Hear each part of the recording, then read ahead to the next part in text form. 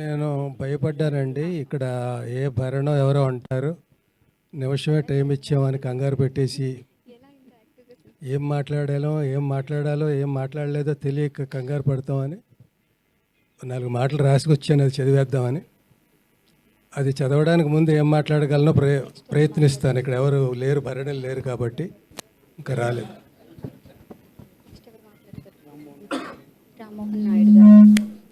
చాలా గొప్ప సమావేశం అండి ఇది. బ్రహ్మానందం గారు ఎప్పుడు నన్ను ఎల్బి అని పిలిచిన సందర్భాలు చాలా తక్కువ. ఫస్ట్ ఆయన పలకరింపు లంకభద్రాద్రి శ్రీరామచంద్రమూర్తికి జై. ఇంకా నేను తొందరగా పలికేశాను. దేన్ని అయినా 2 నిమిషాలు కూడా చెప్పగలరు ఈ మాటల్ని. అంత అభిమానం, ప్రతి అక్షరాన్ని అలా ఒత్తి స్ట్రెస్ చేసి అభిమానం ఒలకపోసి అలా పలకరించేవారు. ఎన్ని అనుభవాలు. ఇంచుమించుగా సగం షూటింగులు అన్నపూర్ణ స్టూడియోలో జరిగేవి అప్పట్లోనండి. మేము ఎప్పుడు 10 మందికి తక్కువ ఉండేవాళ్ళం కాదు. కాంబినేషను అన్నపూర్ణ స్టూడియో ఇంటికి ఎదురకుండా మా ఇల్లు. లంచ్ టైంలో సరదాగా అందరం ఒక 5-6 10 మంది మా ఇంట్లో భోజనం చేసేవాళ్ళం. భోజనం నాది కాదు, క్యారియర్లు వచ్చేవి. మా ఇంట్లో ఏవో చట్నీస్, పచ్చళ్ళు, ఆవకాయలు ఇలాంటివి ఏవో పెట్టేవాళ్ళం. అందరూ కలిసి కూర్చొని తిని కబుర్లు చెప్పుకుంటూ జోకులు వేసుకుంటూ అయిపోయాక ఇంకా షూటింగ్కి ఎన్ని పిలుపులు వచ్చినా వెళ్ళబుద్ధి అయ్యేది కాదు. ఈయన అనేవాడు, అరే ఎంఎస్ నాది కూడా నువ్వు యాక్ట్ చేసేసిరారా, నేను పడుకుంటాను కాసేపు అనేవాడు. అలా అలా ఎన్ని అనుభవాలు ఇవన్నీ. ఈయన సినిమా డైలాగులు రాయడానికి తప్ప సాహిత్యం అది కాదు. సాహితీ సభలకు నన్ను పిలుస్తూ ఉంటారు. చాలా పొరపాటు చేస్తున్నారు, పిలవకండి, అలాగే ఫూల్ అయిపోతాను నేను, మీరు ఫూల్ అయిపోతారు అంటుంట. అట్లా వీళ్ళ మధ్య చాలా అందరూ వాళ్ళ సాహిత్యం కానీ వాళ్ళ బ్యాక్గ్రౌండ్ కానీ, ఈయనది ఒక శైలి, భరణిది ఒక శైలి, ధర్మవరానికి ఒక శైలి, ఇలా ఏబిఎస్, ఇట్లా అందరూ ఎవరికి వాళ్ళే, ఎవరి రంగంలో వాళ్ళ నిష్ణాతులు. లక్కీగా నేను ఎక్కడ బతికిపోయానంటే, నేను 4 నాటకాలు ఆడి రాసి సినిమా ఫీల్డ్కి రావడం వల్ల చిన్న పునాది నాకు కూడా ఏదో ఉందని ఒక ఆత్మస్థైర్యం, అంతే తప్ప వీళ్ళలో ఏ రకంగా కూడా నేను సరితూగను. ఎక్కువ ఆ సైలెన్స్తో వాళ్ళు మాట్లాడే విని అందులో నేను ఏమైనా ఒక అపప్రిన్సిపు జోకో మాటో అంటే వాళ్ళు నవ్వుకొని, ఆ నవ్వుని నేను నవ్వుకొని అలాగే గడిపిన రోజులు ఎక్కువ అండి. ఇదిగో ఇలాగే ఎక్కడికో వెళ్ళిపోతుందని అది చదువుతానండి. అంటే ఎన్ని చెప్పినా కూడా ఇంకా మిగులుతూనే ఉంటాయి. అందులో సగం మిగతా వాళ్ళు చెప్పేసినవి అవి ఉంటాయి.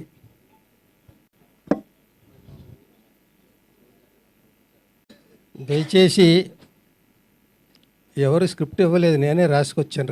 రైటర్ని కాబట్టి నేను రాసింది నేనే చదవాలి. అయితే ఒక్కటి ఏంటంటే, నువ్వు మాట్లాడితేనే బాగుంది, రాసింది చదివితే ఇంకా అసహ్యంగా ఉంది అనుకోకండి. అందరికీ నమస్కారం అండి. ఈ మధ్యన ఫంక్షన్స్కి రావాలంటే భయంగా ఉంది. కారు ఆగి దిగుతుండగానే జనం చుట్టుముట్టి వయసు 70 వచ్చి కొంచెం కాళ్ళ నొప్పులు వచ్చి నడకలో చిన్న తేడా వచ్చినా సెల్ ఫోన్స్ గన్స్లా ఎక్కువ పెట్టేసి షూట్ చేసేసి ఈ నటుడిని గుర్తుపెట్టారా, చూడండి పాపం ఎలా అయిపోయాడో, నచ్చితే లైక్ చేయండి, కామెంట్ చేయండి, షేర్ చేయండి, నానా బేభత్సం చేసేస్తున్నారు. దెబ్బ తగిలితే రక్తం కారక రసం సాంబార్ కారుద్దా అన్నట్టు 70 ఏళ్ళు వచ్చాక నొప్పులు, కాళ్ళ నొప్పులు, కీళ్ళ నొప్పులు కాక కాన్పు నొప్పులు వస్తాయా?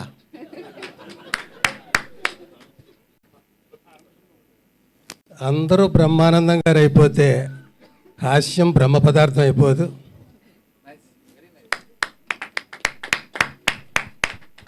అర్ధ శతాబ్దం, దాదాపు 1500 సినిమాలు, పోటీ 4 మధ్య అయినా, 40 మంది మధ్య అయినా, రాబోయే ఇంకో 80 మంది మధ్య అయినా, తరతరాలతో తలబడిన తరగని చరిష్మా.